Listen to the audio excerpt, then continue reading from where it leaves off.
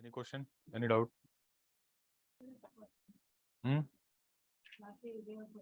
I gave question. Na? Okay, I'll discuss. Apart from that, any question, any doubt? You have gone through NCERT? Chapter was mostly what we have discussed yesterday. Yes, that's why I told you, na, go through third chapter.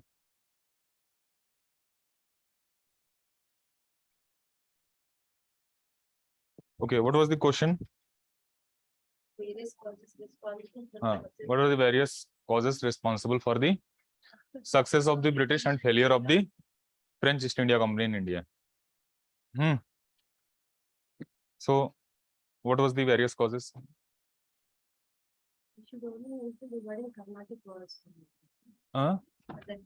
What is the question? Why Britishers they succeeded and French they failed?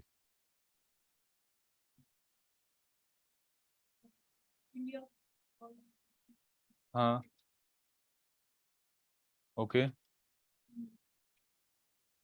I read question again. Discuss the causes that was responsible for the success of the British and failure of the French East India Company in India. That is the question. By the time French reached India, British were already established. Okay, East India Company had immediate support from the British government and had some liberty to execute few decisions, unlike the French. Very good. The recall of duplex by the French government proved to be a major disadvantage. Inefficiency and short-sightedness led to the defeat of French in the Battle of Vandevos. French were also opposed by the European countries during the same time. British was so far-sighted and opportunistic, they employed divide and rule policy. Okay, see. First point is, actually the French East India Company was actually government entity. First point. Question is, no need to write India was golden sparrow, balance of payment was in favor of India. That is not the demand of the question. First, try to understand what is the demand of the question. So first, why French East India Company failed and Britishers they succeeded? Because East India Company, British East India Company as well as French East India Company. French East India Company was basically government entity. Government entity. And British East India Company was basically private entity. What is the difference between government company as well as private company? Liberty to take any decision where? I'm asking, what is the difference between any government or any private company? General question. Government company is not profit oriented. It is welfare oriented. Private entity, private company is actually profit oriented. Okay, second, what is the problem with the government company in India? What is the problem? Inefficiency. Slow decision-making process. That's why most of the government company is in loss in India. But private company, efficient decision-making is there. Are you getting my point? So same thing was also there, or you apply with the French East India Company as well as the British East India Company. So British East India Company was far more efficient and good in decision-making process. Okay, that was the major factor that was responsible for the failure of French in India and success of British East India Company in India. Okay, as simple as that. Are you getting my point? So private entity means it was basically shareholder company. Shareholder company. Like who in Reliance Industry? Ambani. No. Shareholder who invested in Reliance. Mukesh Ambani is one of the major shareholder in Reliance Industries. Okay, he is not the owner, you can say, complete owner. He is one of the major shareholder. So similarly, many big players, merchants, actually they invested. They were actually shareholder in British East India Company. So company is responsible to the shareholders. Here, government invested. So employees, they were not responsible to anyone. Okay, that was the first cause that was responsible for the success of the British and failure of the French. Second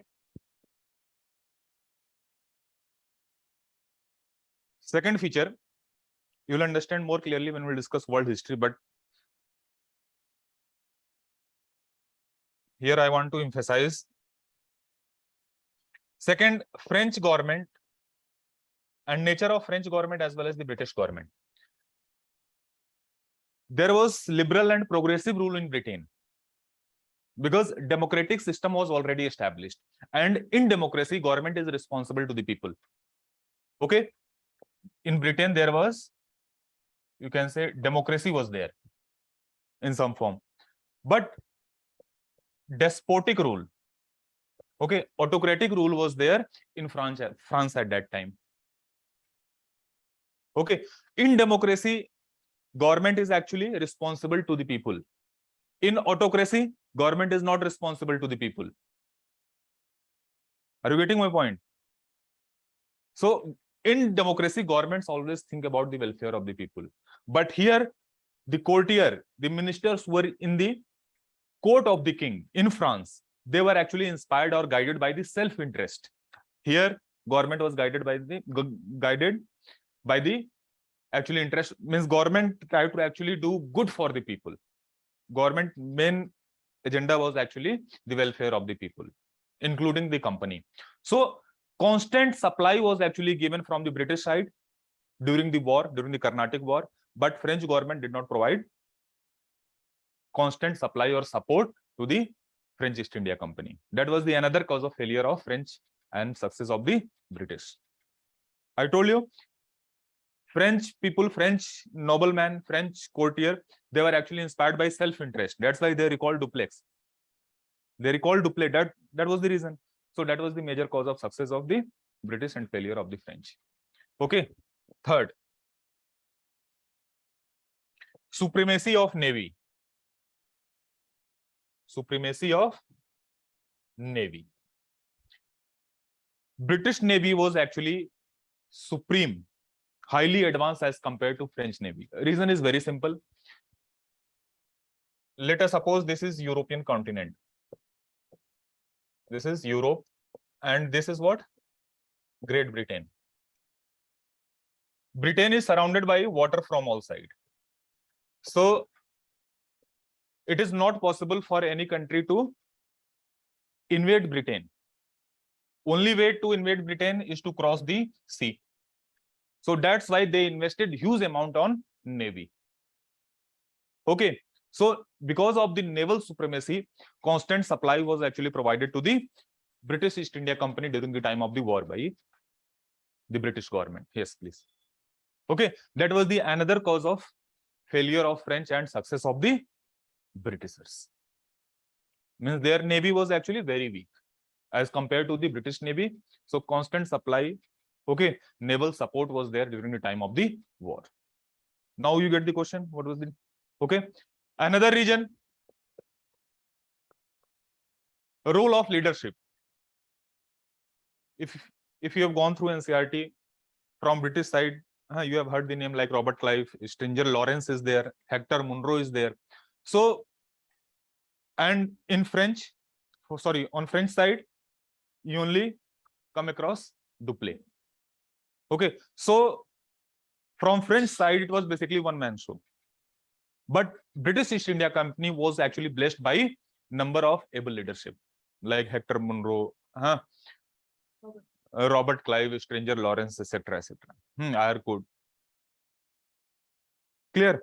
But from French side, it was basically one man show. And when he was recalled, it was easy for the Britishers actually to crush the French East India Company or French soldiers. Clear? Okay. So lack of leadership was another factor that was responsible. Okay. So these were the various factors that was responsible. So write these points and try to explain it. That is the demand of question. No need to write India was golden sparrow, Carnatic War, first Carnatic War, second Carnatic War, third Carnatic War, Battle of Pondicherry. No need to mention at all. Question is, what was the cause that was responsible? Okay, this type of question UPSC generally asks, and you'll not get a straight answer in any book. Okay, the kind of question UPSC generally asks in mains. But if you apply your mind, you'll be able to solve more than 90% question. Okay. So try to analyze the subject, syllabus. Okay. So these were the various factors. Clear? Duplay was very capable, very ambitious. But it was basically, whole thing was run by basically one man, that is Duplay. For an example, now tell me, who is the greatest player in cricket? Sachin Tendulkar or Ganguly? Greatest cricket player. Sachin Tendulkar or Ganguly? Sachin, obviously. But who was the greatest captain? Sachin or Ganguly? Ganguly. The tenure of Tendulkar as a captain was actually failure. He was not very successful captain. Are you getting my point? So here also, Clive, it was, sorry, Duplay, he was running basically one-man show. Okay. But British East India Company, they believed in creating new leadership. Like Ganguly, he created so many good players for India. Okay.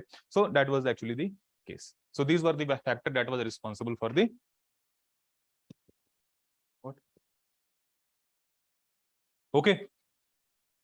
Clear? So in this way, you must tackle the question. You must address the question. अब लिख लोगे? Okay.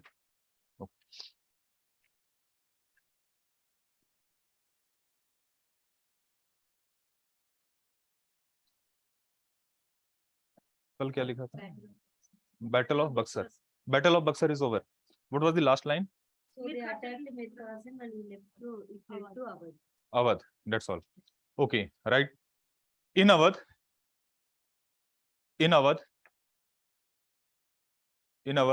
Triple Alliance was formed. In Awadh, Triple Alliance was formed between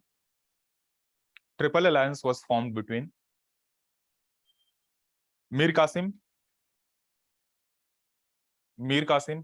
Sujaud Daula. Triple Alliance was formed between Mir Qasim, Sujaud Daula, and Mughal Emperor Shah Alam.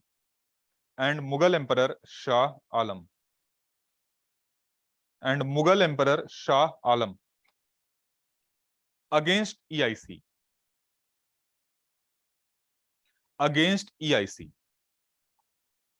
And Battle of Buxar took place. Battle of Buxar took place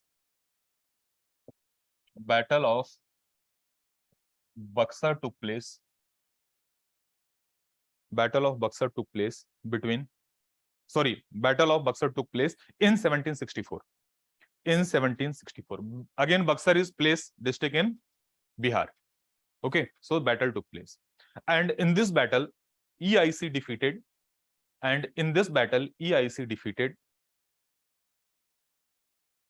The Triple Alliance.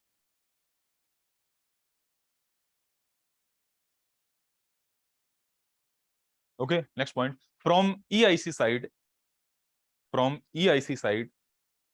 battle was led by Hector Munro.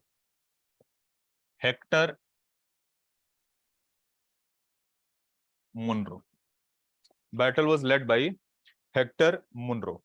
Okay, remember one thing. During the time of Battle of Plassey, Robert Clive was in India. He was there in the battle. But during the time of Battle of Buxar, he was not in India. He was in Britain. But when this battle got over, he again came to India, and from defeating party, he signed one treaty. And that treaty came to be known as Treaty of Allahabad. Allahabad is again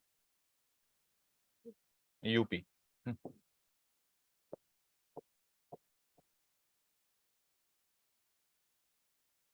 Treaty of Allahabad was signed between Robert Clive and the defeating party, that is Shah Alam, Mir Qasim, as well as Sujaud Daula. Okay, so Treaty of Allahabad is also very important. See, Mir Qasim was replaced again by Mir Jafar. Mir Qasim was once again replaced by Mir Jafar. Okay. Because it was easy for the Britishers to control Mir Jafar as compared to Mir Qasim. Clear? So Mir Jafar replaced Mir Qasim. That was the first agreement that arrangement that was made during this treaty. Second, Diwani right of Bihar, Bengal, and Odisha was given to the British or East India Company by Mughal Emperor Shah Alam. Shah Alam gave Diwani right of whole Bengal, Bihar, and Odisha. Earlier, after Battle of Plassey, they got Diwani right of only one district, that is 24 Pargana, one district.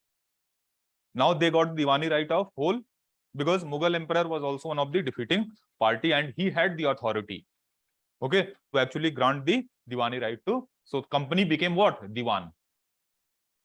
And it is the responsibility of the company now to collect the revenue, and company will pay 26 lakh rupees every year to the Mughal Emperor.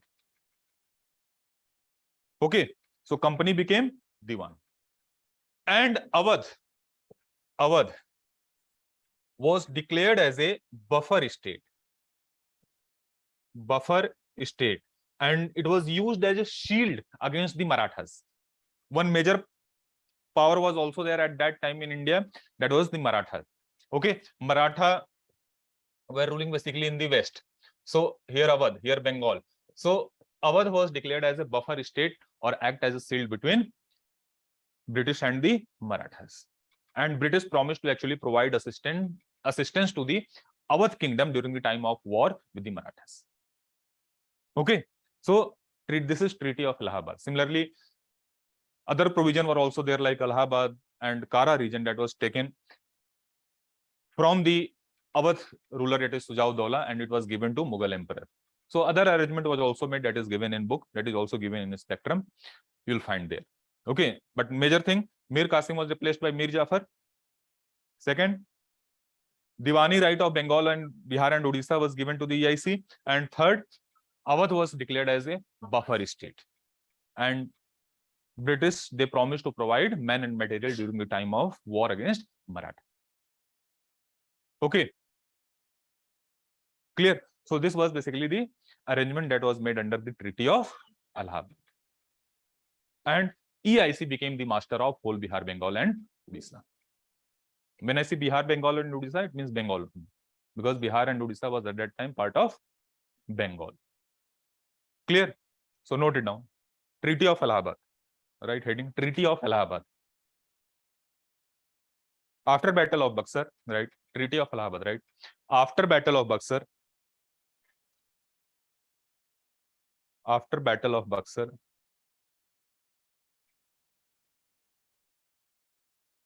Treaty of Allahabad was signed. Treaty of Allahabad was signed between EIC and the defeating party.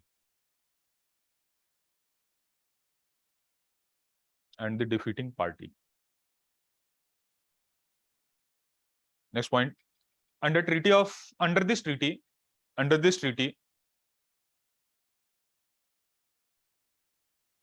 EIC got Diwani right of Bengal, Bihar, and Odisha. EIC got Diwani right of Bengal, Bihar, and Odisha. Second point, Kara and Allahabad, K-A-R-A, Kara and Allahabad. Kara and Allahabad is place. Kara and Allahabad was taken from Nawab of Awadh. Kara and Allahabad was taken from Nawab of Awadh and given to Mughal Emperor.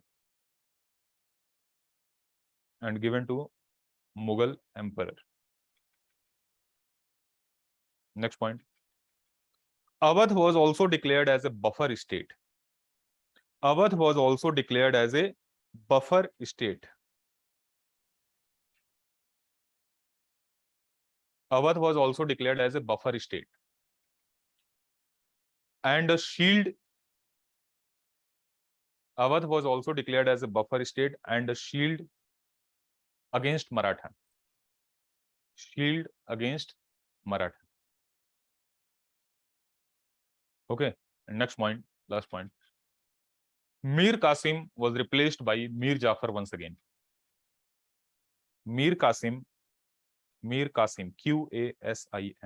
Mir Qasim was replaced by Mir Jafar once again.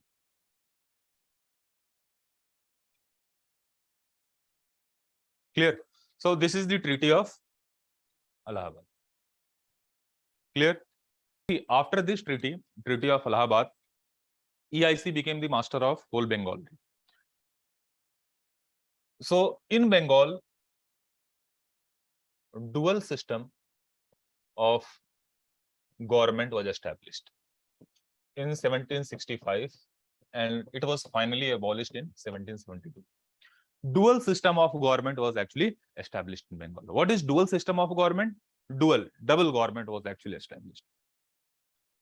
Okay, like there was Nawab, Mir Jafar was Nawab, and after Mir Jafar, his son Najibullah, he became the Nawab. And EIC, two important players were there. Okay, listen very carefully, the meaning of dual government. Mir Jafar or Nawab had all the responsibility because he was the ruler of Bengal in name. So he had all the responsibility. All responsibility. But no power. And here EIC had no responsibility, but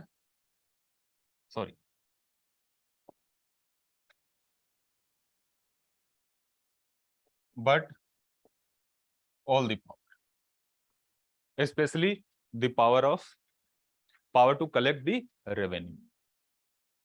So Nawab was entirely dependent on EIC. Okay, suppose there is demand of road or schools or hospitals. So people, they are going to ask question to whom? Nawab. But he had no money to spend on this thing because he was dependent on EIC and all the revenue was with the EIC. And EIC was not responsible in any way to the people of Bengal.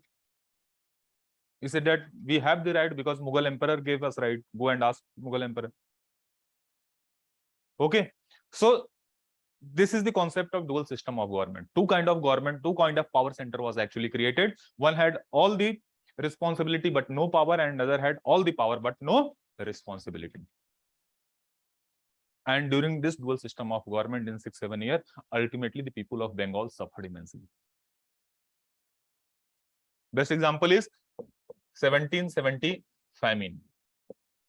After this arrangement, after Treaty of Allahabad, loot, drain of wealth started on a very large scale. Okay, and in 1770 famine took place. You know the famine, Bhukmari. Famine took place in Bengal, and 1/3 of the population at that time, around the population of Bengal was around 30 lakh. 1/3 of the population died during this famine, and government was not able to provide supply during the time of distress. 10 lakh people out of 30 lakh, they actually died. 1/3 of the population died because of the famine. That was the mismanagement of the administration from the side of Nawab as well as the EIC. Because EIC had all the revenue, but they were not interested actually in investing the welfare of the people during the time of the distress. So that was the level of loot. Just like during the COVID time. Okay, many people died. Okay, and many of the people blamed government also. Government, initially they were unaware how to actually handle this situation. But less than 1% of the total population actually died during the time of the pandemic. Okay, but at that time, 1/3 of the population, more than 33% of the population died. Now you can imagine the situation. Compare this situation, COVID pandemic as well as the famine situation of 1770. Okay, 1770. I mean, it was very dangerous. Clear? So dual system of government proved to be disastrous for the people of Bengal. Dual system of government. So note it down.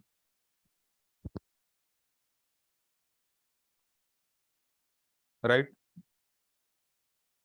Under this system,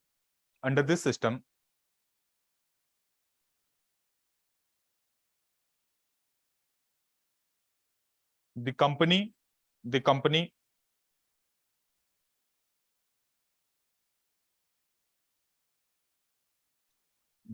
carried out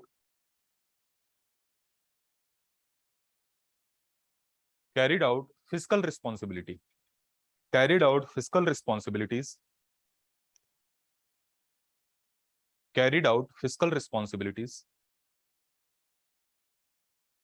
and Nawab was responsible to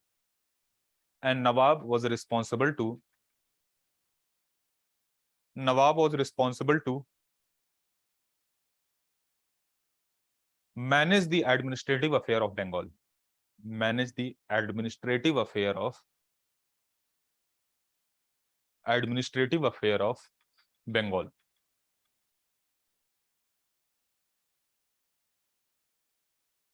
So Nawab had all the responsibility.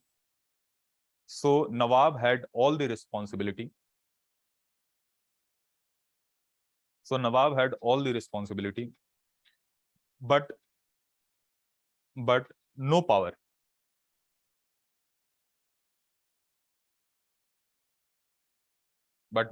And EIC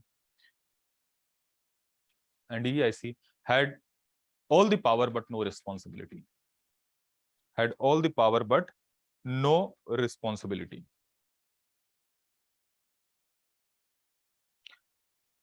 And under this system, loot of Indian resources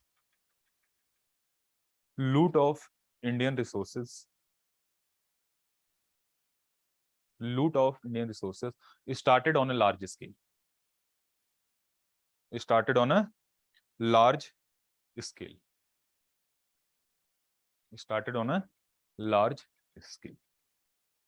Okay. Clear? So in 1772, but this system was actually abolished by Warren Hastings. Clear? Now, Warren Hastings, next governor of Bengal, is going to be. Okay. Before that, one very important, don't write Warren Hastings right now. Wait. Just before the arrival of Warren Hastings, another important event took place in the southern part of India. That is First Anglo-Mysore War. First Anglo-Mysore War. First, we'll discuss First Anglo-Mysore War. Then after that, we'll discuss the important event that took place during the time of the Warren Hastings. Okay. So next heading, First Anglo-Mysore War. 1766 to 69.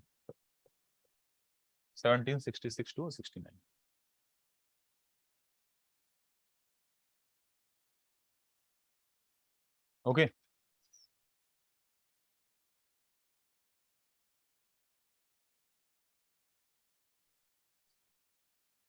This was basically the Mysore. This is Hyderabad. This is what? Karnataka. Okay. So Mysore. At that time, in 18th century, Mysore was part of basically Udayar dynasty.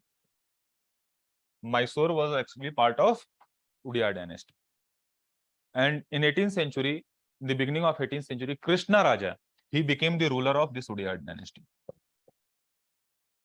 Krishna Raj, he became the ruler of the Udayar dynasty. Clear? But when he was the king, at that time, his commander was Hyder Ali. And he came into prominence. He came into prominence. And after his death, Nanjaraj, he became the ruler. But each and every power, the responsibility of administration was actually taken under by Hyder Ali. So Hyder Ali became, you can say, de facto ruler in real sense. He was just a nominal ruler. He was ruler just in name. Real ruler was Hyder Ali after 1760s. After 1760, real power came under the control of Hyder Ali. Okay, that was the case. Okay, see,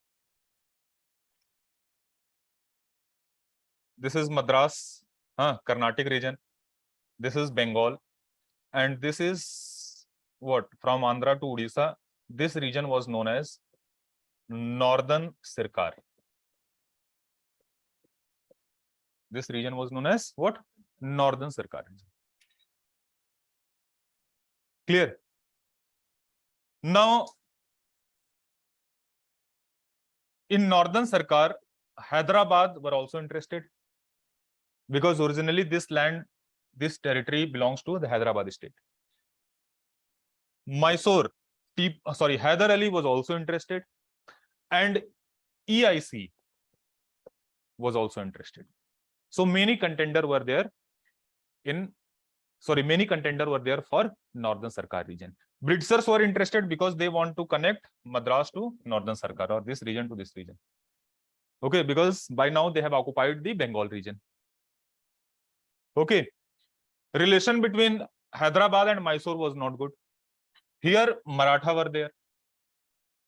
Relation between Maratha and Hyderabad, Maratha and Mysore, Maratha and British was also not very good.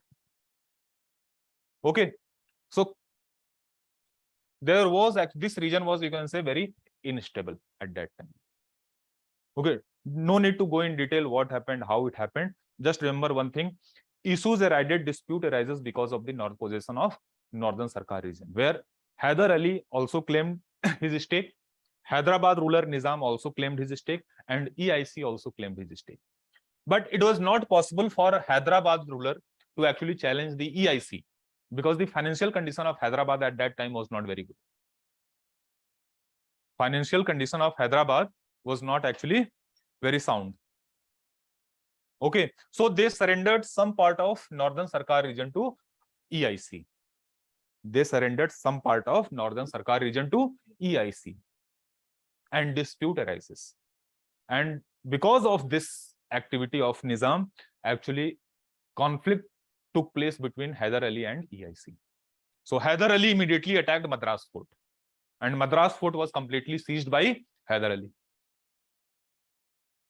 Okay, so in first Anglo-Mysore war, Hyder Ali actually defeated the Britishers, and Madras fort was seized. But I told the Britishers, they were very smart people. Immediately they said, sorry, it will not happen again in future. So ultimately, Treaty of Madras was signed, and status quo was maintained. Status quo was maintained. Status quo means pre-existing situation was actually maintained. So what was the result of first Anglo-Mysore war? Hyder Ali actually seized Madras fort, but Treaty of Madras was signed, and under that treaty status quo was maintained, because Hyder Ali was also not in situation to fight war with EIC for a long time, because other player were also there who were not happy with the attitude of Hyder Ali, like Marathas, Hyderabad state. So he signed Treaty of Madras, and the status quo was maintained. I hope this is clear. So this is first Anglo-Mysore war. Clear? So note it down. From 1734 to 1766, Krishna Raja Udayar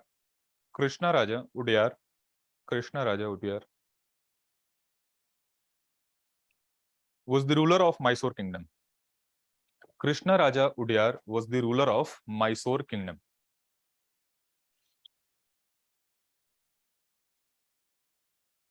But after his death,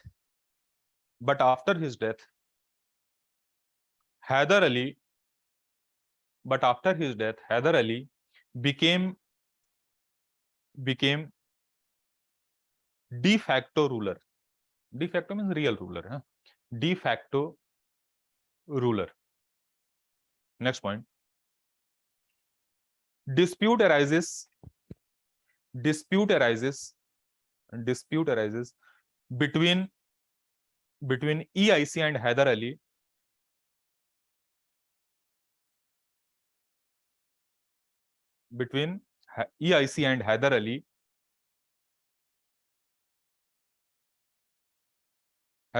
due to Northern Sarkar region.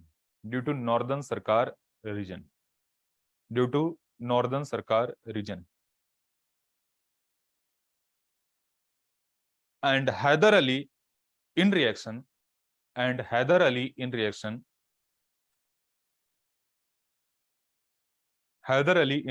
seized Madras. And EIC was forced to sign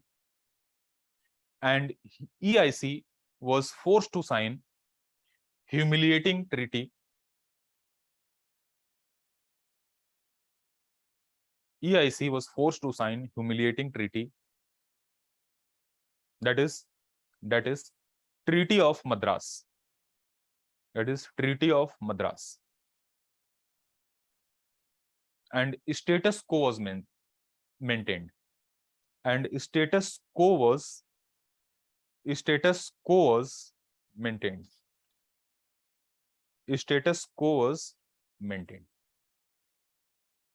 Okay.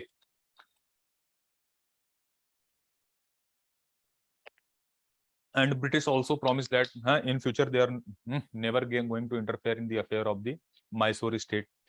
They also promised that when Marathas will attack, then in that case they would actually provide soldiers to the Mysore, but they did not do when Maratha attacked Mysore, because they were also very cunning. So this is about First Anglo-Mysore War.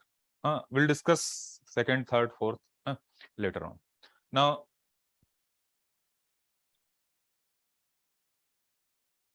why do we sign treaties every time after the war? Even Britishers doesn't follow it sometimes.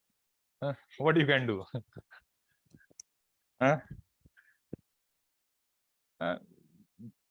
People generally sign the treaty, because suppose you are attacking me, and if I defeat you, then some arrangement would be made, some agreement would be made, like you'll pay compensation to me, promised for actually good behavior in the future. So that's why people sign treaty. But it depends on the individuals or parties whether they obey that treaty or not. Okay. Clear? Next is Warren Hastings. He was governor from 1772 to 1785. Okay. He became the governor of Bengal in 1772, and in 1773 he became the governor general. That we will discuss a little bit later. Okay, so he was the first governor general of Bengal. We'll come to that. So we are going to discuss various important events that took place during his tenure. First important event that took place during his tenure was trial of Nand Kumar.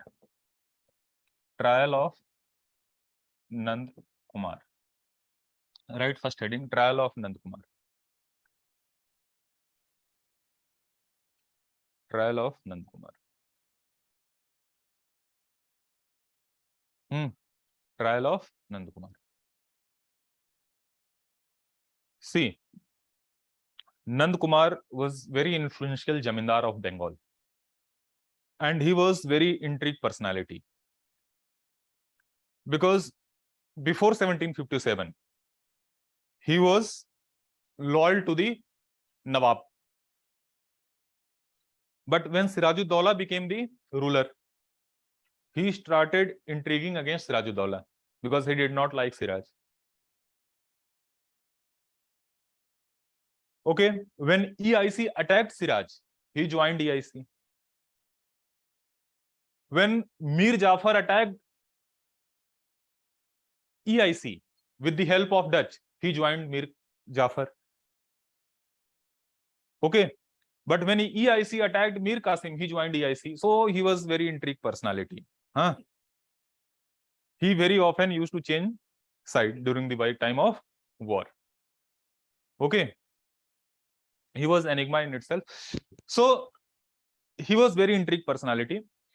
So that's why Warren Hastings actually did not like him. So one day he made an allegation against Warren Hastings, that is the governor of or Governor General of Bengal. And he said that Warren Hastings personally demanded bribe from the widow of Mir Jafar. That kind of allegation was made against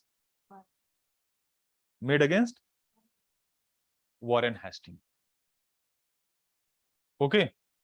And Warren Hastings took this insult very seriously because he was the boss of Bengal, not of Bengal, but whole India at that time, you can say. Huh? Whole India means the area that was under the control of the EIC at that time. Okay. Tomorrow, if you are going to say that KCR is very corrupt chief minister of Telangana, he made corruption of 1,000 crore, 2,000 crore. So he is not going to say anything. But if you say that he demanded 100 rupees from truck driver, then he is going to take that allegation very seriously. Are you getting my point? So that's why Warren Hastings actually took that allegation very seriously. I don't have any grudge against KCR. I'm just giving example. Clear? So he took that allegation very seriously. So he forged document. He created fake evidences against Nand Kumar. Okay, and trial of Nand Kumar took place in the Calcutta court. And trial related to forgery. Okay, and in the case of forgery,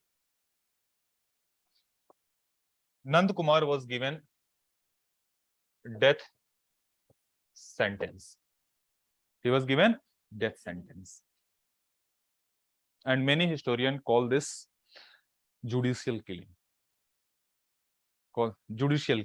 Because in the case of forgery, you give sentence generally for jail for 1 year, 2 year, 3 year, 4 year. But you cannot actually hang that person if he is actually guilty in the case of forgery. Are you getting my point?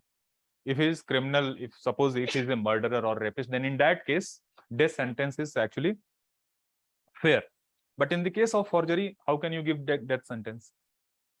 Okay, so Nand Kumar was actually hanged. Okay, but he may also made allegation against Warren Hastings.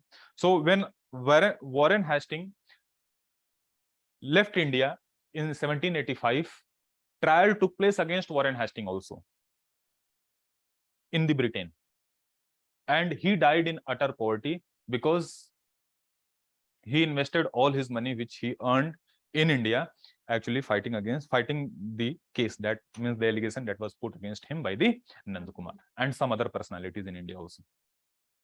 Okay, so he died in utter poverty.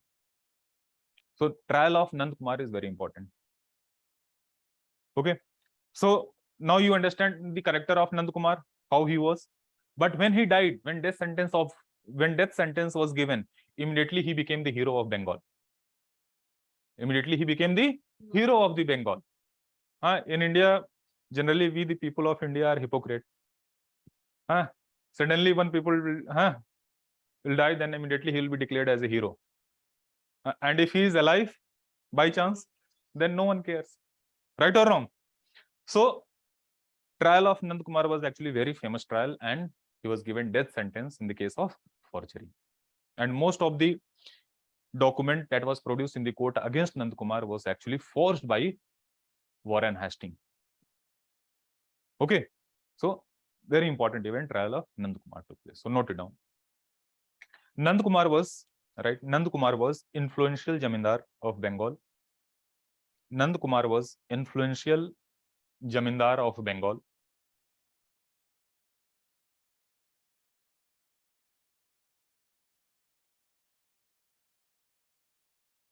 And he accused Warren Hastings. And he accused Warren Hastings. And he accused Warren Hastings of taking bribe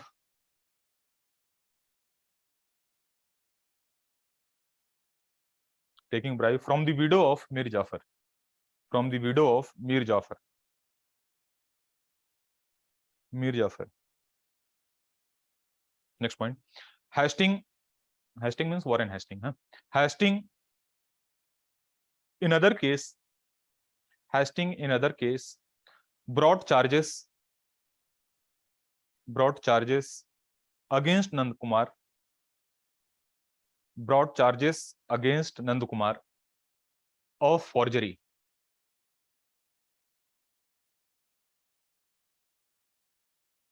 Nand Kumar of forgery, and trial took place in Calcutta court.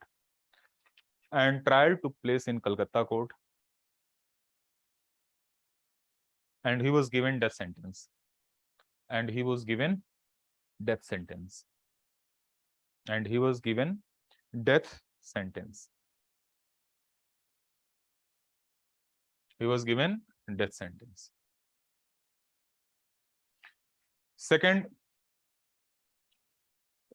Second important event, case of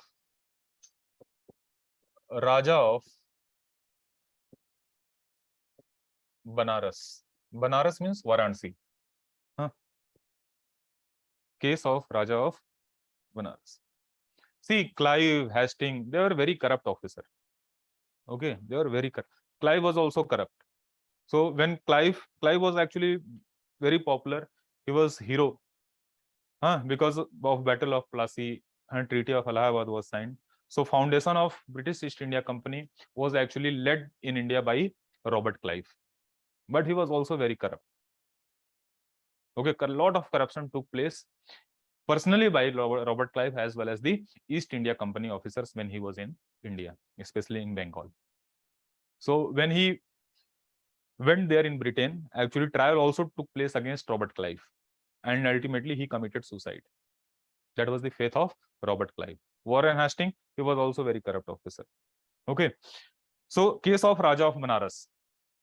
Okay, again here also he demanded bribe, extortion from Raja of Banaras. But when he refused to pay, he was replaced immediately by his nephew. Replaced by his nephew. And Raja of Banaras carried the revolt against EIC till he was alive. Ultimately, he died in 1810, but till he was alive, he carried continuous revolt, rebellion against the EIC. So trial against Warren Hastings also took place regarding this case. Okay, that he was demanding actually bribe from Raja of Banaras. Are you getting my point? So note it down. Raja of Banaras. Case of Raja of Banaras. Right? Hastings demanded extortion. Hastings. We are studying about Hastings. I gave example of Clive because Clive was also very corrupt. Okay. Hastings demanded extortion from Raja of Banaras.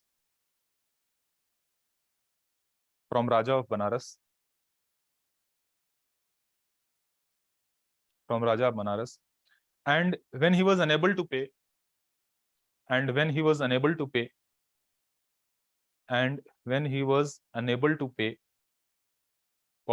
he was replaced by his nephew.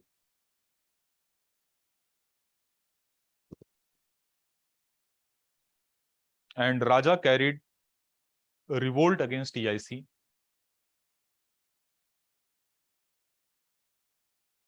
Raja carried revolt against EIC till he was alive.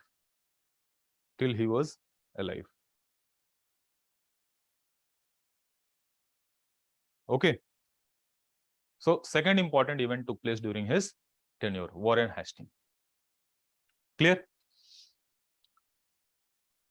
Third, some institution was also created by in Calcutta was also created by Warren Hastings, or with the help of Warren Hastings, like Asiatic Society.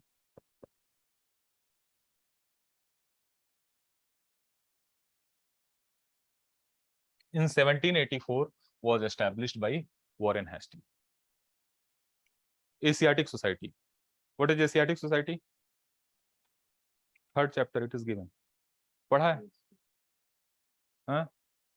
Asiatic Society. See, this society was established with the help of Warren Hastings, basically to translate what? Indian manuscript. Indian classical text in the foreign language. Why? To make administration very effective. How you are going to make administration very effective? Very good. To translate Indian manuscript, Indian laws, Indian rule and regulation, to understand the society, culture, social form of India. Because Britishers, they are here to rule. So without understanding the culture, society, polity or nature of this region, you cannot rule very effectively. Na? So that's why this Asiatic Society was actually created, and its job was basically to translate the Indian manuscript, classical text. Clear? And Sir William Jones, he became its head. Sir William Jones became the head of the Asiatic Society of Bengal. Clear? So UPSC generally asks, who was the actually head who helped to establish this society? What was the objective of this society? In any way, they can ask question. Sometimes UPSC may also ask in which year Asiatic Society was also established. Okay. So in many ways, UPSC can ask question from this topic. Clear? So note it down. Asiatic Society. Right? Asiatic Society of Bengal. Asiatic Society of Bengal was established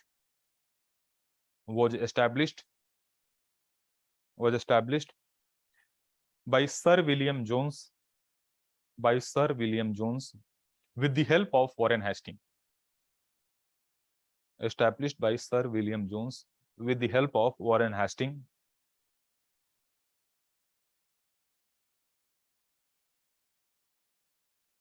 With the help of Warren Hastings to translate Indian manuscript. To translate Indian manuscript. So to Indian manuscript. So to understand political, cultural and social life of India. Political, cultural and social life of India. Okay. Asiatic Society. Another is Madrasa. Madrasa जानते हो? Madrasa Alia Bhatt नहीं. Madrasa Alia was actually created in Bengal. Two important subjects were there at that time in India, Hindus as well as Muslims. So to understood the Hindu manuscript, Asiatic Society was created. And to understand the Muslim laws, Arabian laws, Islamic laws, this Madrasa Aliyah was actually established in 1780. I hope this is clear. Madrasa Aliyah as well as Asiatic Society was actually created to understand the culture of both Hindu as well as the Muslims. Okay, so note it down. Madrasa Aliyah, right? Right. This was created in 1780 by Hastings. This was created in 1780 by Hastings as a seat to study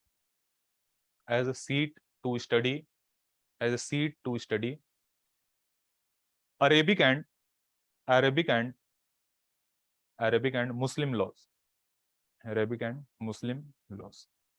Okay. So two important institutions, that is Asiatic Society and Madrasa Aliyah. UPSC had already asked this question. Now, very important event that took place during the time of Warren Hastings was Regulating Act 1773. Very important event.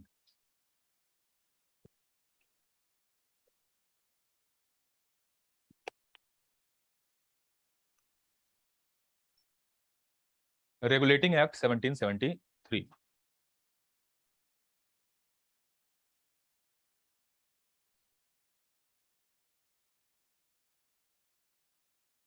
See how East India Company was managed before 1773. See, East India Company, I told you already, it was basically shareholding company. Okay, majority of the big player merchants, they actually invested in this company in Britain. So this company was managed by a body of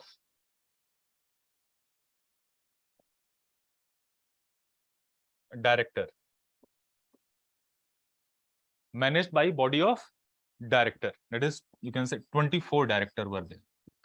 And these 24 directors, they used to actually manage the affair of East India Company. Means they used to decide what kind of policy East India Company should carry in different colonies. Are you getting my point? So EIC, East India Company. So 24 directors were there who used to take decision, and these directors were elected by shareholders. 24 directors, they were elected by shareholders on annual basis. Each and every year election took place, and these directors were actually appointed, and they used to take decision on the behalf of the company. Okay. So that was the nature and structure of the East India Company. And these 24 directors, they used to sit not in India but in Britain. They used to sit in London. So that was actually the structure of the company. In India, 3 important presidencies were there: Bengal, Madras, and Bombay. Madras, Bengal, and Bombay. 3 important presidencies were there before 1773. And before 1773, these 3 presidencies were independent of each other. These 3 presidencies were independent of each other. And these 3 presidencies were governed by governor and his council. I told you yesterday. Governor and his council. So governor of Madras, governor of Bombay was there, governor of Bengal was there. Clear? Calcutta presidency, Bengal presidency, Calcutta presidency, Madras presidency, and Bombay presidency were 3 presidencies were developed by the EIC, and they were independent of each other. They used to take decision independently, and all the governor, they used to report directly to the court of director. That is 24 director who used to sit in London. So body of 24 director was called court of director, and they used to sit in London. Okay. And in India, they were independent of each other. Means Bengal governor is not going to interfere into the affair of Madras. Bombay governor is not going to interfere in the affair of Calcutta. All three were actually independent of each other. Okay. Next point. I said after the Battle of Plassey as well as after the Battle of Buxar, loot of the Indian resources, drain of the Indian wealth started on a very large scale. But remember one thing, East India Company was in loss. Though loot was on rampant, but East India Company was in loss because of corruption. Because of corruption. The East India Company officials were making a lot of profit because of indulging in corrupt activities. But company EIC was in loss. Are you getting my point? So by 1770, when famine took place, revenue of Bengal became zero. In case of famine, how farmer they could pay the revenue to the state? And you know the severity of the famine. Okay, 1/3 of the population was wiped out because there was no food available. So how could they pay the tax? So by 1770, when famine took place, company was on the brink of bankruptcy. Company became bankrupt. So when company became bankrupt, they applied for 1 million pound loan. They applied for 1 million pound loan from the British Parliament. They asked for 1 million pound loan. And for the first time, British Parliament got the opportunity to actually regulate the affair of the company. And in this background, Regulating Act 1773 was passed in the British Parliament. Clear? Why this act was passed? Because there was a lot of corruption. Company was on the verge of bankruptcy. And in that scenario, they applied for loan. It was private entity. Suppose I am running company, whether I am in profit or loss, government is not going. Government has no right to interfere in my affair. Clear? But if I am taking certain bailout package from the government, then government has every right to interfere in our affair. Okay. So when they applied for loan, British Parliament got the opportunity to regulate the affair of the company in India. And who were there in the British Parliament? People elected by the British public, British citizen. And they were not also happy with the activity of English officials. Okay. Because at that time, salary of the English officials English officials were very less. But वो वापस जाते थे तो they became very rich. So obviously there will be some jealous against those people who made a lot of money in very short period of time. Okay. So that was the condition. That's why Parliament were also interested in taking or making some kind of interference to regulate the affair of the company. Okay. So in this background, Regulating Act 1773 was passed. So note it down, then we'll discuss the provision, right? Before Regulating Act, or as right, before 1773, right, before 1773,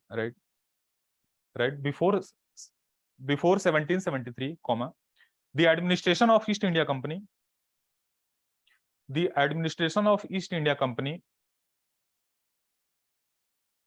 in England,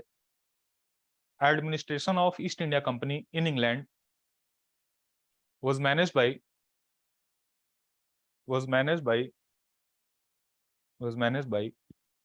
a body of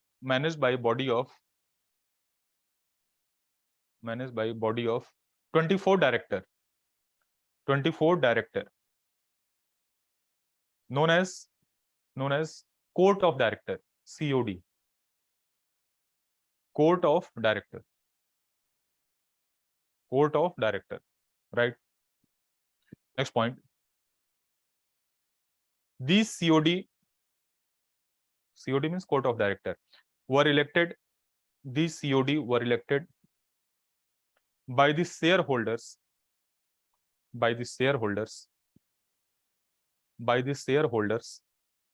on annual basis. by the shareholder on annual basis.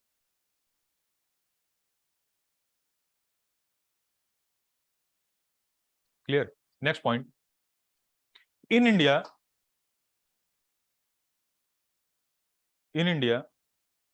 three presidency was established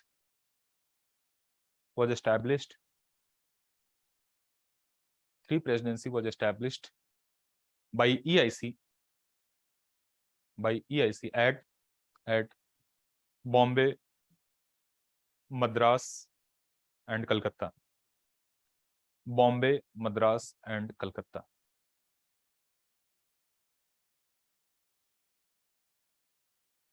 Under governor and his council. Under governor and his council. Under governor and his council. Next point. These three presidencies were independent of each other. These three presidencies were independent. These three presidencies were independent of each other. Independent of each other and directly responsible to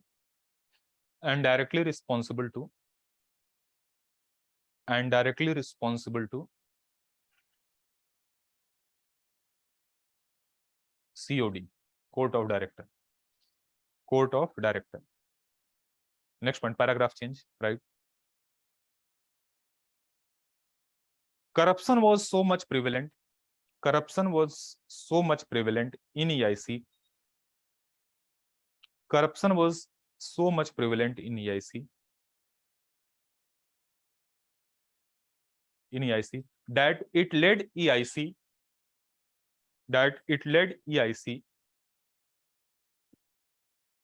on the brink of bankruptcy. It led EIC on the brink of bankruptcy. And further, famine of 1770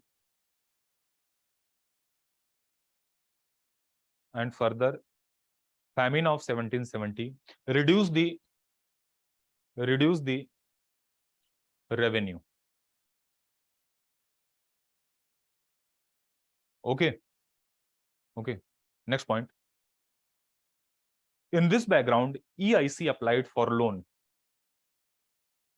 In this background, EIC applied for loan of £1 million.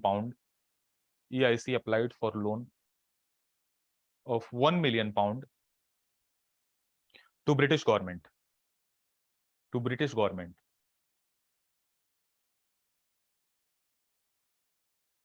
And this gave an opportunity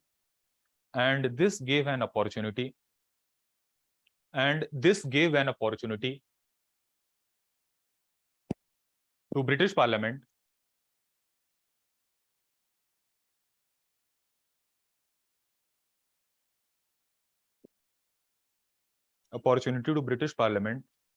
to regulate the affair of the company in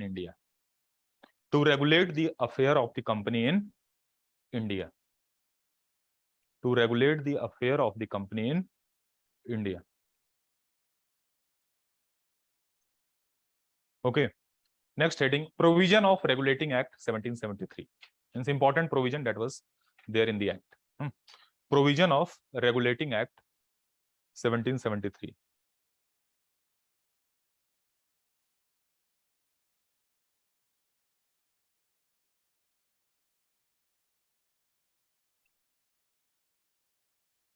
See, first provision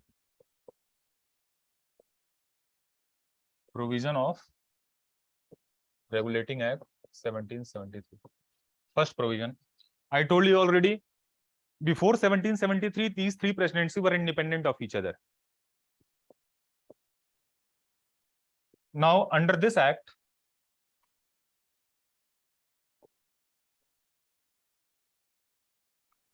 Bombay and Madras presidency were made subordinate to Bengal presidency.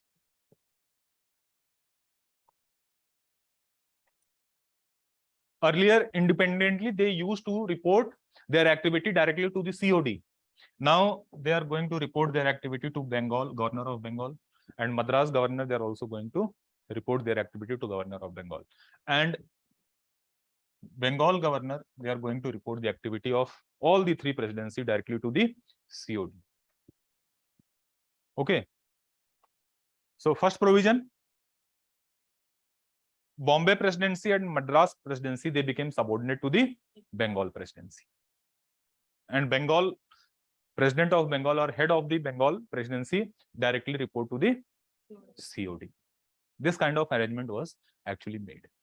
Now the governor of Bengal became more powerful as compared to governor of Madras as well as Bombay.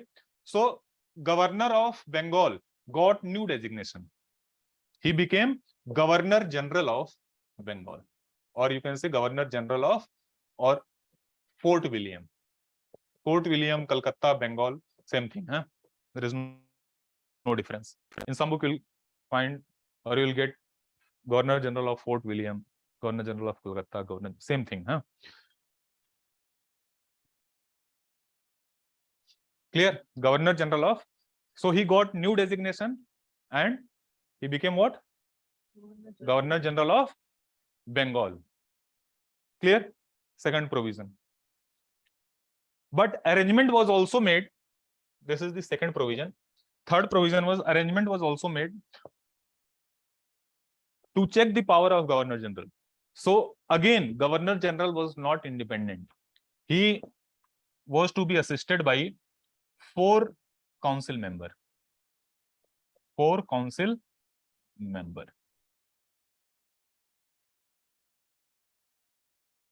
Okay. So Governor General could not take any decision independently. He could take any decision on the basis of majority vote only. Okay, means 3 members must support any issue. Otherwise, that issue would be rejected. Is it clear? Clear. Suppose discussion on any particular issue XYZ is going on. Let us suppose only 4 members, Governor General plus 3 members is present in the council or in that discussion, and 2 are in favor and 2 are against. Suppose 2 members are in favor of that motion and 2 are against. In that case, what will happen? In that case, in the case of draw, what will happen? No, not deadlock. Governor General would have casting vote. Casting vote समझते हो? Casting vote means in case of tie, in case of draw, Governor General, okay, will have extra vote. He is going to decide whether that motion should be passed or rejected. I hope this is clear. So this arrangement was also made here. I hope this is clear. So these were the important changes that was actually introduced. Earlier, next provision is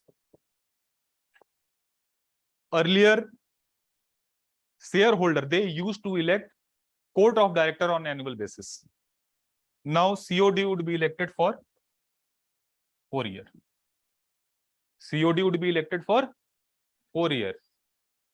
And 1/4 of the member of COD would retire every year.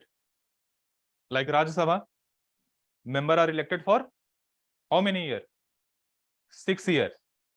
And 1/3 of the member in Rajya Sabha retired every 2 years. पढ़ा polity अभी नहीं पढ़ा. Clear? So similarly, 1/4 of the member would retire every year. Clear? So these were the arrangement that was made in basically under Regulating Act 1773. I hope this is clear. So note it down. The presidency of Bombay and Madras, the presidency of Bombay and Madras, the presidency of Bombay and Madras were made subordinate to the presidency of Calcutta. the presidency of Bombay and Madras were made subordinate to the presidency of Calcutta.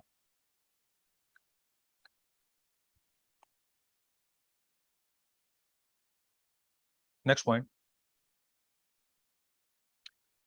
Governor of Bengal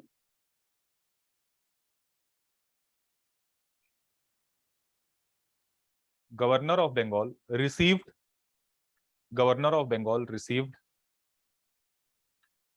new designation, and he was called as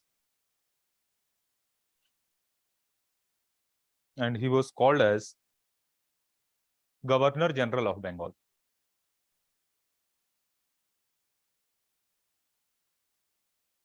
Governor General of Bengal.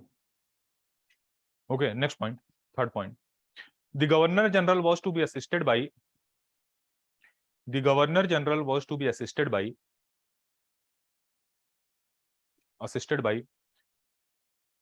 the Executive Council of 4 members.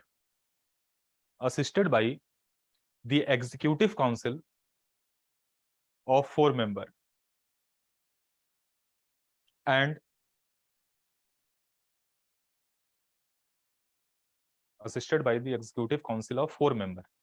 And decision of the council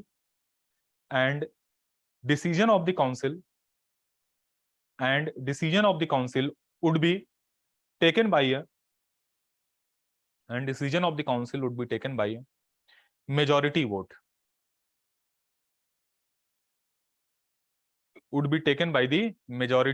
Decision of the council would be taken by the majority vote. And in the case of tie,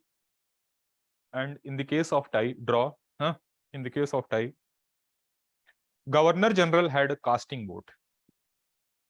Governor General had a casting vote. Next point. The shareholder of the company could elect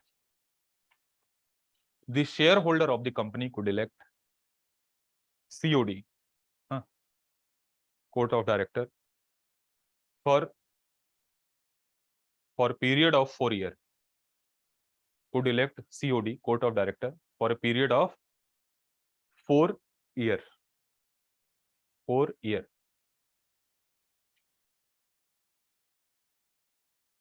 Bracket में लिखो, write in bracket. 1/4 of the member retired every year. 1/4 of the member retired every year.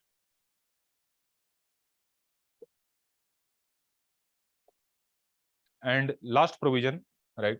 Supreme Court at Fort William was also established, having 1 Chief Justice and 3 other judges. One Supreme Court was actually established. Clear? Having 1 Chief Justice and 3 other judges. Clear? So note it down. Supreme Court at Calcutta or Fort William was established. Comprising 1 Chief Justice and 3 judges. And remember, note it down. Eliza Imphe, he became the first Chief Justice of Supreme Court. Eliza Imphe, he became the first Chief Justice of Supreme Court. Elijah, Eliza Imphe, he became the first Chief Justice of Supreme Court.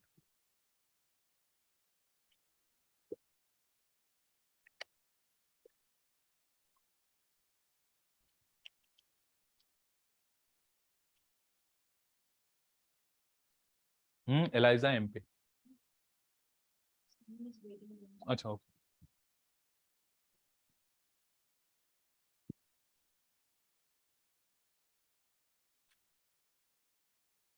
Clear?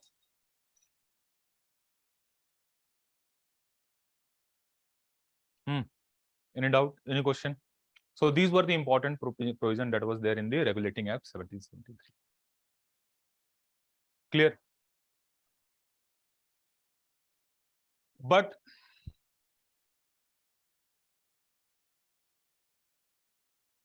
In 1784, another act was passed that is known as Pitt's India Act 1784. Actually, in Regulating Act 1773, there was some problem. Even today, if any law has some problem, government time to time amend that law or make changes in that law in the parliament. Okay. So similarly, there was some problem in this Regulating Act 1773. So finally, some changes and some other changes was also introduced in 1784. Pitt's India Act. William Pitts was the, you can say, prime minister of that time. Okay. So Pitt's India Act 1784 was passed. See, why this act was passed? Because to rectify the problem that was already there in the Regulating Act 1773. What was the problem? See, East India Company, earlier it was purely trade and commerce body. It was basically a commercial body. East India Company came to India for trade and commerce purpose only. But after Battle of Plassey and Battle of Buxar, what happened? They became the political power. So company now had both the responsibility, managing the political affair, administrative affair, as well as the commercial activity, trade and commerce. Clear? Company was also the political power as well as the commercial body. Administrative body. Commercial as well as the administrative body. Okay. So there was some problem. So this problem was rectified under this act, Pitt's India Act 1784. See, actually, court of director, earlier I told you, they used to manage the affair of the company. Okay. But here, company's power was divided. Another body was created that is known as BOC. BOC means Board of Control. Two bodies were created, Board of Control having 6 members. And these Board of Control, they are going to take care of the political affair, administrative affair of India. And COD, Court of Director, they are going to look into the commercial aspect of EIC in India. Okay. Now, suppose Governor General of Bengal, Bombay, Madras. Governor of Bombay would report to Governor General of Bengal. Similarly, Governor of Madras would report. Here, COD, and above that, BOC, Board of Control, was created. Through Governor General, BOC is going to manage political and administrative affair of EIC. And through Governor General, COD is going to manage the commercial activity of EIC.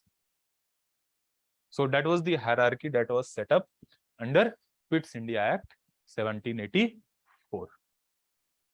Okay, it divided the responsibility. Okay, differentiated the political and administrative responsibility with the commercial responsibility. I hope this is clear. Okay. For an example, Donald Trump, he was very famous industrialist of America. When he became the President of America, he resigned from all his posts of his company. Okay, because there is always conflict of interest. You cannot manage 2 positions simultaneously. Otherwise, there would be conflict of interest. Because let us suppose I am the chief minister of this particular state, and I am also running particular business, construction company. So there will always be conflict of interest. I will favor my own company. Right or wrong? So that's why the political responsibility here was differentiated from the commercial activities. Okay, BOC, another body was created. They would look into the political and administrative affair, and COD, they will look into the commercial. So Pitt's India Act was created. Clear? So note it down. One more thing. Strength of the council was reduced from 4 to 3. Earlier 4 members were there. Now 3 members. Earlier Governor General plus 4. Now Governor General plus 3. So it shows that government or British Parliament were interested in giving more power to Governor General. Okay. Earlier he required support of at least 2 members. Now he requires support of at least 1 member only. Only 1 member. And Governor General still have casting vote. I hope this is clear. So more power was actually given to Governor General by reducing the strength of the council member from 4 to 3. Clear? I hope this is clear. Okay. Any problem? Okay. Note it down. Pitt's India Act 1784. Right. This act was passed by British Parliament. This act was passed by British Parliament. This act was passed by British Parliament to ratify the. This act was passed by British Parliament to ratify the defect of.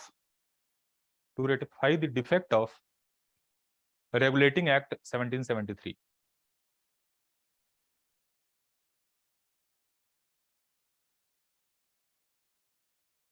Okay, next point.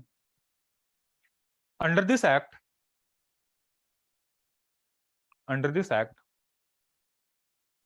companies' political function.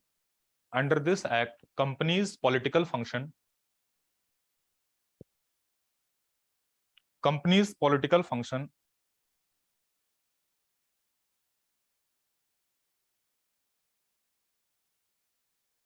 were differentiated from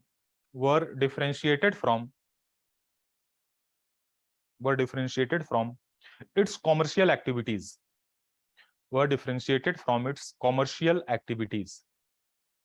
Commercial activities. And this act also established new authority. And this act also established new authority. This act also established new authority known as Board of Control.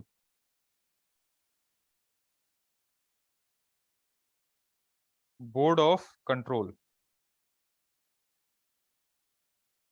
Board of Control. Having 6 members. Having 6 members. Having 6 members. Okay, next point.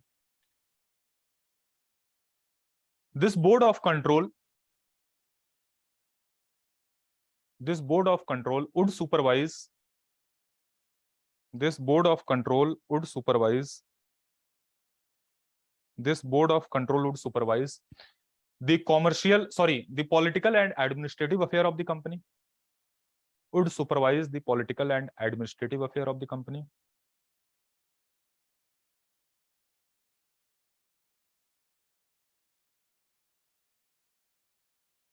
And COD would manage the commercial activities.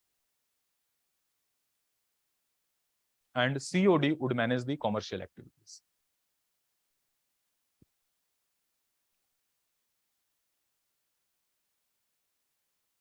Okay. And next point. The strength of the Executive Council was reduced from.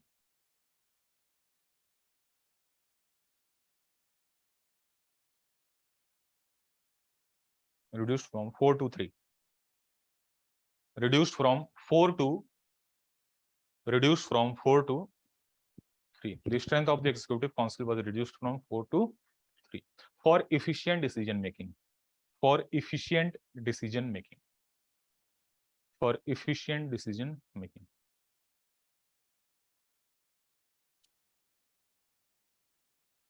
Clear?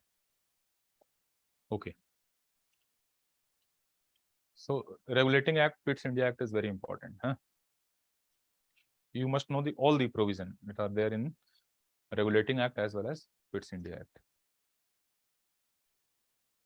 Clear?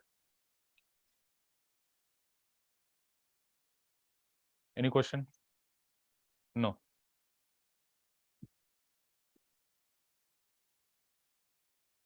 Next, another important event that took place during the tenure of Warren Hastings was first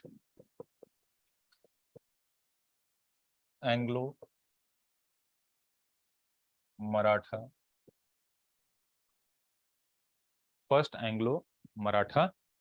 War. First Anglo-Maratha War took place from 1775 to around 82. 1775.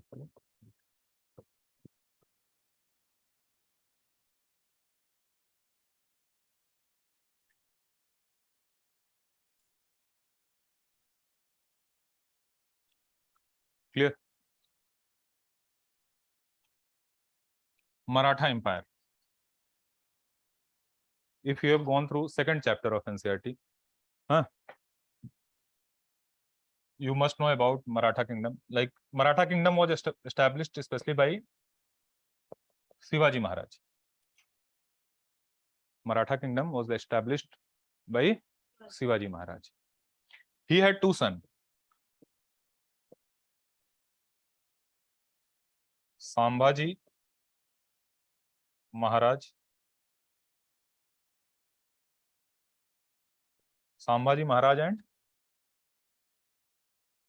and what was the other name? Sambhaji Maharaj and I also forget. That's why I'm asking. Wait.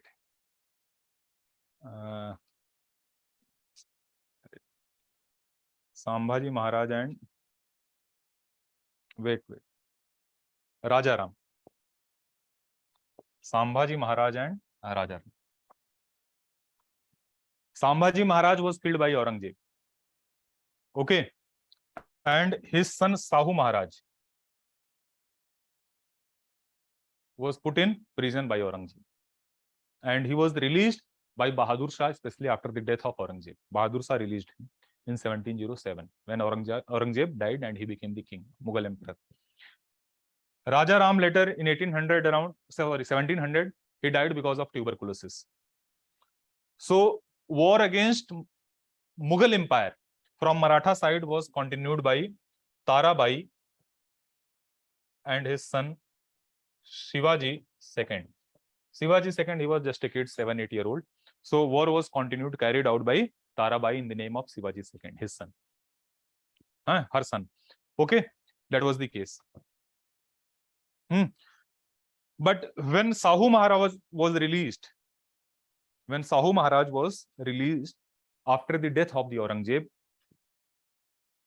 dispute, war of succession actually started. Conflict started in Maratha Empire. Okay, so Maratha Sardar were there, noble class were there. Some sided with Sahu Maharaj and some sided with Shivaji II, or you can say Tarabai. Okay, clear? That was the case. And Sahuji was supported by many Sardar, including Balaji Vishwanath. He was a very intelligent person. And because of his effort, because of his diplomacy, Sahu Maharaj ultimately defeated Tarabai, or you can say Shivaji II. And Sahu Maharaj became the Chhatrapati, king of Maratha Empire. When Sahu Maharaj became the king, he appointed Balaji Vishwanath as his chief minister, you can say. Chief minister. Okay. And a title was given that is known as Peshwa. And very soon, this Peshwa, Balaji Vishwanath, became the de facto ruler. Means each and every decision was taken by Balaji Vishwanath as well as you can say Peshwa. So the post of Peshwa became very powerful, just like it was in the case of Mysore Kingdom. I hope this is clear. Clear?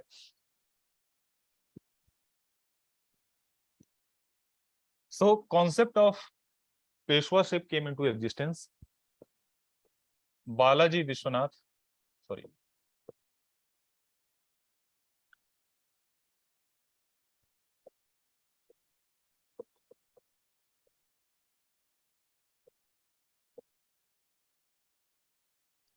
Raja. Okay. Balaji Vishwanath. He died in 1719, 1720. I don't remember the date exactly. He was succeeded by his son Bajirao. सुना है नाम? कौन है Bajirao? Bajirao not जी, Bajirao first. Bajirao कहाँ सुना है? Movie. कौन सी मूवी थी? What was the name? Bajirao Mastani. हाँ, these Bollywood idiots should be beaten. See what nonsense movie that director made. Bajirao second. Sorry, Bajirao first. He was one of the greatest fighter, not of India but of the world at that time. He became Peshwa at the age of 19 years.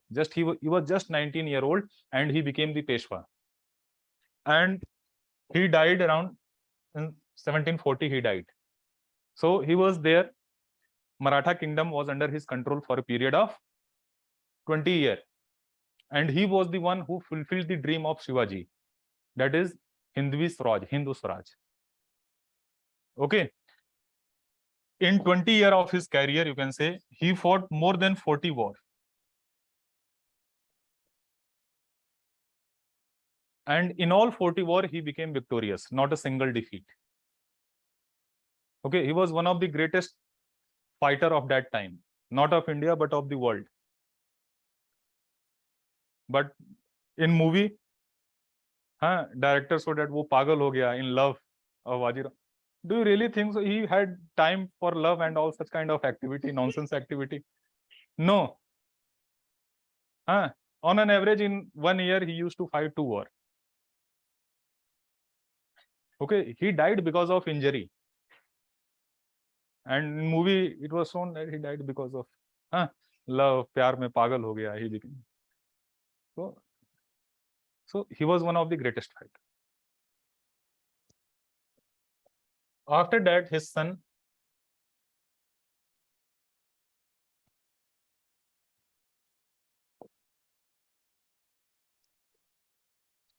Balaji Bajirao. He became the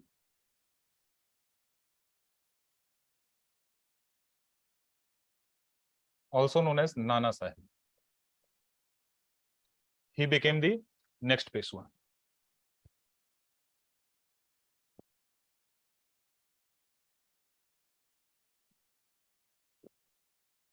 And after his death, and in 1761, very important event took place, that is known as Third Battle of Panipat.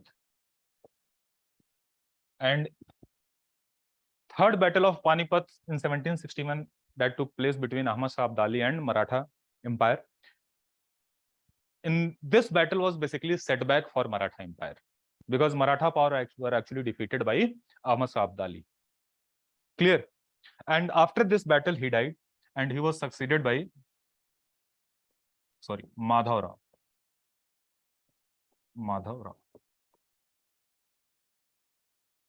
But very soon Madhav Rao also died, and he was succeeded by his brother Narayan Rao.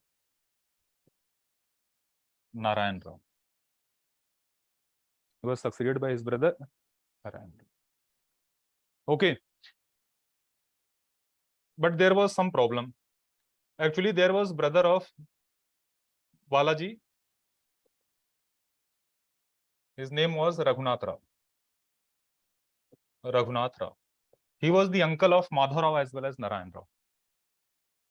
Okay. After the death of Madhav Rao, he also wanted to become the Peshwa. Clear? But the minister, the courtier, the Maratha Sardar, noble class, they supported Narayan Rao. But Narayan Rao was actually poisoned, killed by Raghunath Rao. And he claimed himself as a Peshwa. But fortunately, the widow of Narayan Rao gave birth to posthumous son. Means just after the death of Narayan Rao, his son was born, and his name was Savai Madhav Rao. just after his death. She gave birth to Savai Madhav. And again, the Maratha Sardar, they supported the claim of this infant child. And they rejected the claim of Raghunath Rao. Because the nature and character of Raghunath Rao was not actually good. Okay, that's why they used to hate Raghunath Rao. I hope this is clear. So in this background, first Anglo-Maratha war took place. Here I am discussing Maratha war. To make you understand effectively, I made this diagram. So why this Anglo-Maratha war took place? So Raghunath Rao, he wanted to become Peshwa, but his claim was rejected by the Maratha Sardar because they supported Savai Madhav Rao. Okay, so he went to Governor of Bombay. And he said that you support me against this Savai Madhav Rao, and after the defeat of Savai Madhav Rao, I'll give you compensation. I'll give you money, resources, etc., etc. So it was promised from the side of Raghunath Rao. So now the British also got the opportunity to interfere into the Maratha political affair.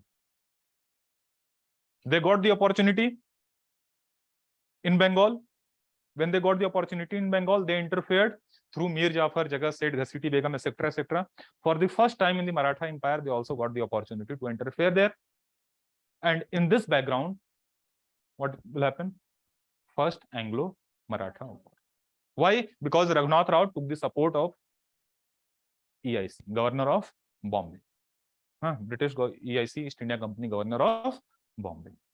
So that is the whole story. Just make this diagram.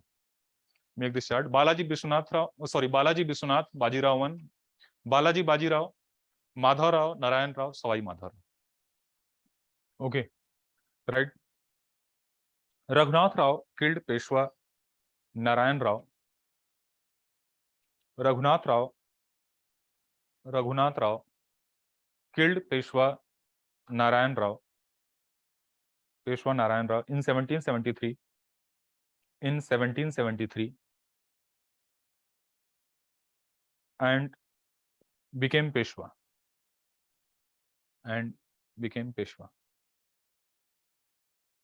But he was not recognized. He was not recognized by the Maratha Sardars.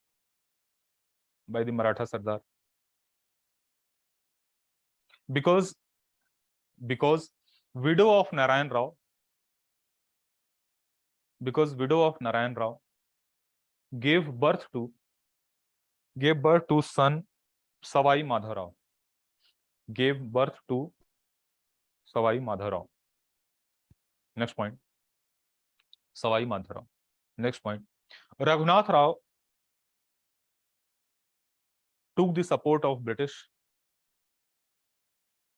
Took the support of Governor of Bombay, right? Took the support of Governor of Bombay. And first Anglo-Maratha War took place. First Anglo-Maratha War took place. So what was the result of first Anglo-Maratha War? Maratha defeated EIC completely. And some of the Bombay's island was actually taken by Maratha. So in first Anglo-Maratha War, Maratha, they defeated EIC, and a treaty was signed known as Treaty of Vadgaon.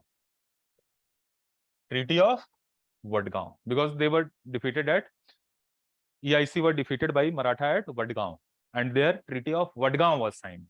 And under this treaty, some island was actually taken from EIC by the Marathas. But Governor General at that time was Warren Hastings was the Governor General. So he refused to acknowledge this treaty. Question is, why he refused to acknowledge this treaty? Because this treaty was signed between Governor of Bombay and Maratha King. Okay, and Regulating Act 1773 was already in place. And under Regulating Act 1773, Governor of Bombay and Governor of Madras had no right to enter into any kind of treaty. Like with any international power, government of Telangana have no right to enter into any kind of treaty except Modi ji, government of India. Are you getting my point? So Governor of Bombay had no right actually under Regulating Act 1772 to enter into any kind of treaty. Okay, so this treaty was not actually recognized by Warren Hastings because the Regulating Act was already in place. Okay, this treaty was signed in 1779.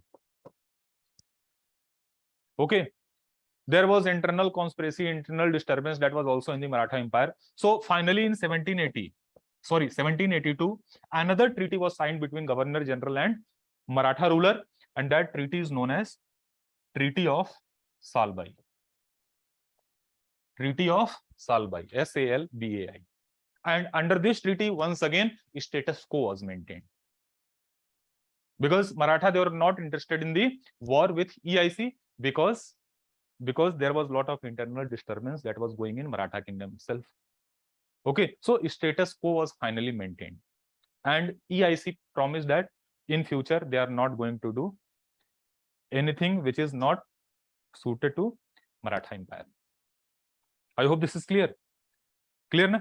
So Treaty of Vadgaon, Treaty of Salbai. So UPSC was very simple question. Treaty of Vadgaon was signed between whom? Treaty of Salbai was signed between whom? Remember one thing, Treaty of Salbai was signed between Governor General as well as Maratha ruler. Treaty of Vadgaon was between Governor of Bombay as well as Maratha ruler. I hope this is clear. That's why this treaty was not recognized. Okay, sometimes UPSC asks, Treaty of Salbai was signed after first Anglo-Maratha war, second Anglo-Maratha war, third Anglo-Maratha war. None of these. So remember, first Anglo-Maratha. I hope this is clear. So sometimes UPSC also asks very simple question. Some question you will find very tough and some question will be very easy. Okay, so remember all this point. Clear? So note it down. What is the last point? Anglo-Maratha war took place. Next point, right? The British forces surrendered at Vadgaon. The British forces surrendered at Vadgaon. The British forces surrendered at Vadgaon. Surrendered at Vadgaon. And Treaty of Vadgaon was signed.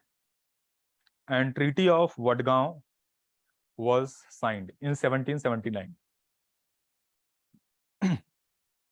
Treaty of Vadgaon was signed in 1779. Next point.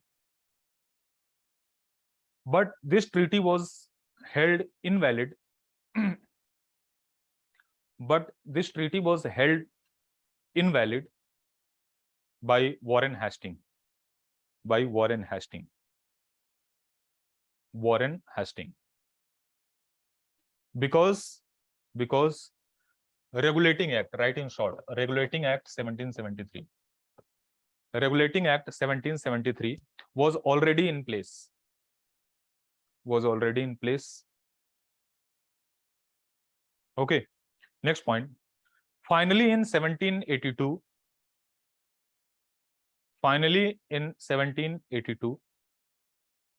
Treaty of Salbai was signed. Treaty of Salbai, S-A-L-B-A-I.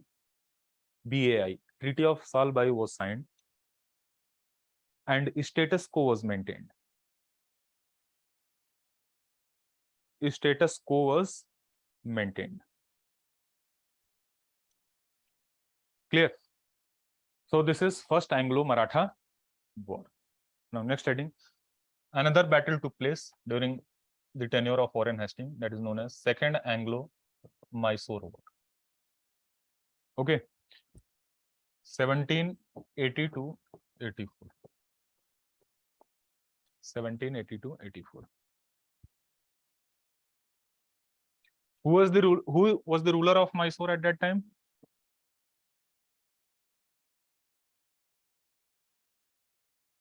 Hyder Ali. Hyder Ali was the ruler. Hyder Ali was the ruler of Mysore. Okay. See,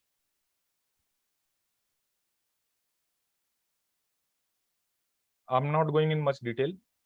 This Pondicherry, Puducherry, that was the settlement of, that was occupied by French. When I say Pondicherry or Puducherry, it include Pondicherry, Mahe, Karaikal, Yanam. You know all this.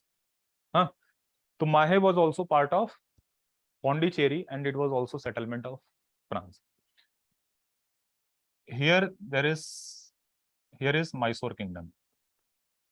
Here is Mysore Kingdom. Okay. See, French and Hyder Ali were an ally. They were an ally. They were in alliance. French actually helped Hyder Ali to train the army of Mysore Kingdom. Clear? On the European lines. Second,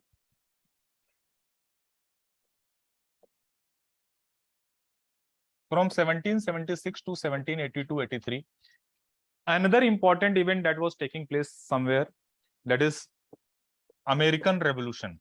You know, American War of Independence. America was under the control of British. We will discuss in detail in world history. It is part of world history. Here, just remember, in American Revolution, American citizens, they were fighting against the British. Okay. And at that time, French, they were actually providing all kind of support to the American rebellion. Why? Because they also wanted to take revenge of the defeat of 7-year war. Because they lost the colony, Canada. So they wanted actually Britishers to lose the American colony. So that's why they supported, they supplied men, material, each and everything to the American rebellion during this war. So there was some impact of that war in India also. So there was apprehension among the EIC Britishers that France may attack the interest of British here with the support of Hyder Ali. Okay, that's why they were interested in capturing Mahe. And Mahe, it was under the protectorate of, it was under the control of Hyder Ali, because Hyder Ali was an ally of French. So due to the dispute in Mahe region, Second Anglo-Mysore War took place. Just remember that. Okay. And this war continued for a few years, and in the course of war, Hyder Ali died. Okay, Hyder Ali died. And war was continued by his son, Tipu Sultan. Okay, but ultimately in 84, both the party concluded treaty, signed treaty. I hope this is clear. So treaty was signed between Tipu and EIC. And what was the result of this battle? Indecisive. Some battle was won by Hyder Ali as well as Tipu, but in different place, some battle was also won by EIC. So the battle remained, or the outcome of the battle remain, or war remain inconclusive, and both the parties after 4 years got exhausted, and they ultimately signed the treaty. So what is the object? What is the conclusion, outcome of this war? Indecisive. I hope this is clear. So note it down. Note it down. Hyder Ali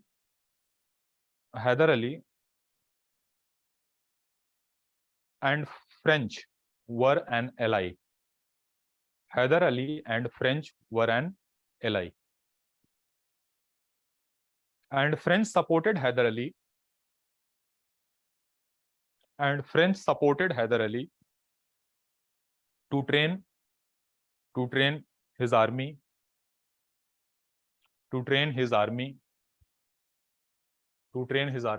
on European line. On European lines.